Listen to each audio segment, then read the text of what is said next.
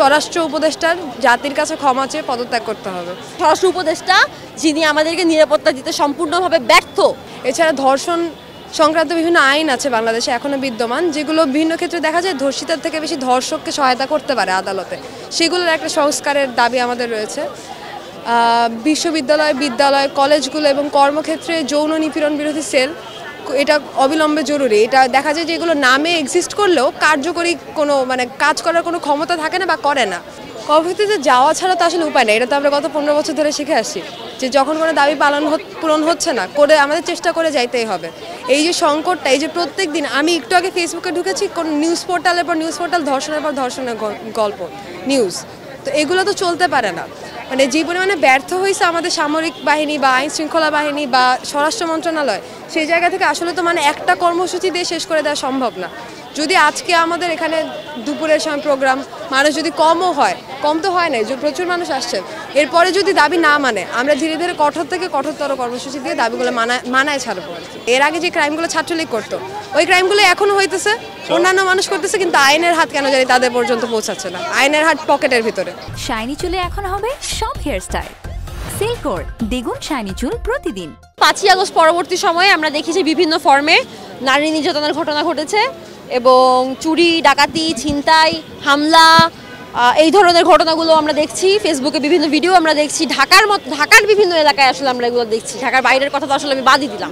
এই যখন অবস্থা, এই যখন পরিস্থিতি, তার মধ্যে আরও যে আগুনে ঘি ঢালার মতো যে ঘটনাগুলো, সেগুলো হচ্ছে ধর্ষণের মতো ঘটনাগুলো এবং খুবই বাজেভাবে ধর্ষণের মতো ঘটনাগুলো। যেমন ধরেন 21শে ফেব্রুয়ারিতেই আমরা দেখেছি ফুল তুলতে গিয়ে একটা ছোট বাচ্চা মেয়ে রেপ হয়েছে। গতকালকে যখন ব্র্যাকের সামনে আন্দোলন হচ্ছিল, আন্দোলনের চলাকালীন সময় একটা শিশু রেপ হয়েছে। রাজশাহীগামী বাসে, চলন্ত বাসের মধ্যে রেপ করা হয়েছে এবং তার মামলা হচ্ছে, সেই মামলা হচ্ছে সংশ্লিষ্ট 2 থানার কোনো থানায় নিতে চায় নাই, সব থানায় হচ্ছে এইখানে যাও ওইখানে যাও করে রেফার করে দিছে। তো এই যে পরিস্থিতি, এই যে আমার নিরাপত্তার কোনো নিশ্চয়তা নাই, আমি যে বাসা থেকে বের হই আমার তো আসলে কোনো নিরাপত্তার নিশ্চয়তা নাই। আমি আজকে এখানে আসছি, এখান থেকে বাসায় যাওয়ার পথে আমি আসলে ঠিক মতো পৌঁছাতে পারবো কিনা সেটাও আমি জানি না।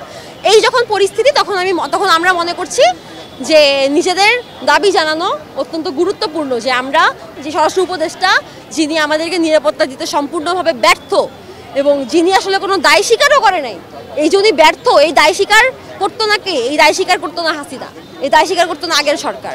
যেই সরকার আমার ম্যান্ডেট নিয়ে এখানে আসছে, যেই সরকার আমার এবং দেশের যেই মহিলারা আছে, যে অধিকাংশ যেই মেজরিটি পোর্শন যেটা আমরা বলি অনেক সময়, বা অর্ধেক যদিও আমরা বলি, 50%ও যদি আমরা বলি, সেই মানুষদের ম্যান্ডেট নিয়ে যারা আসছে তাদের তো আমাদেরকে নিরাপত্তা দেওয়ার কথা। তারা যখন আমাদেরকে নিরাপত্তা দিতে পারতেছে না, তখন আসলে তাদের সেই স্বরাষ্ট্র উপদেষ্টা পদত্যাগ চাওয়া গুরুত্বপূর্ণ হয়ে দাঁড়াচ্ছে। না, আমাদের দাবি শুধুই স্বরাষ্ট্র উপদেষ্টা পদত্যাগ না, এই কারণেই, কারণ শুধু স্বরাষ্ট্র উপদেষ্টা পদত্যাগ করলেই এই আইন শৃঙ্খলা পরিস্থিতি ঠিক হবে না।